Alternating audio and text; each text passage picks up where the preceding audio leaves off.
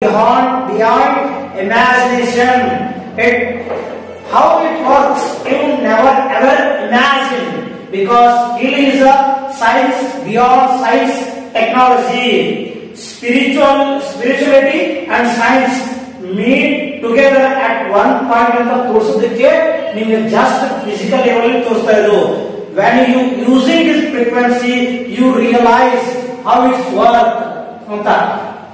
ಆಮೇಲೆ ಎಲೆಕ್ಟ್ರಿಸಿಟಿ ಅಂತ ಬರ್ತದೆ. ಇದೇನ್ ಮಾಡ್ತದೆ, ಮೊಬೈಲ್ ಸಂಚಾರ ಬರ್ತದೆ, ಸ್ಕ್ರೋಲ್ ಮಾಡ್ತಿರ್ತೀವಿ ನಾವು, ರೀಲ್ಸ್ ನೋಡ್ತೇವೆ, ಯೂಟ್ಯೂಬ್ ರೀಲ್ಸ್ ನೋಡ್ತೇವೆ, ಇನ್ಸ್ಟಾಗ್ರಾಮ್ ರೀಲ್ಸ್ ನೋಡ್ತೇವೆ. ಮೊಬೈಲ್ ಈಗೆಲ್ಲ ಎಷ್ಟು ವೈಬ್ರೇಷನ್ ಕ್ರಿಯೇಟ್ ಮಾಡ್ತಂದ್ರೆ ನಿಮ್ಮ ಮೊಬೈಲ್ ಹೀಟ್ ಆಗಿ ನಿಮ್ ಕೈ ನಡಕ ಬರುತ್ತೆ, ಶೇಕ್ ಆಗ್ತಿರುತ್ತೆ. Because of electro sensitivity, mobile harmful ಆಗಿ ರೇಡಿಯೇಷನ್ ಎಮಿಟ್ ಮಾಡಿದಾಗ ನಮಗೆ ಎಲೆಕ್ಟ್ರೋ ಸೆನ್ಸಿಟಿವ್ ಫೀಲ್ ಆಗ್ತದೆ. ಅವಾಗ ಕೈ ನಡಕ, ಹುಡುಗರಿಗೆ ಕೈ ನಡಕ ಬರುತ್ತೆ, ಯಾಕಂದ್ರೆ ಅವರೆಲ್ಲ ಕುಡಿದು ನಾ ಎಲ್ಲ ಸರ್ವಿಸ್ ಸಿಸ್ಟಮ್ ಹಾಳಾಗುತ್ತೆ. ಅದೇ ತರ ನೀವು ಮೊಬೈಲ್ ಯೂಸ್ ಮಾಡಿ ಮಾಡಿ ಮಾಡಿ ಏನಾಗುತ್ತೆ,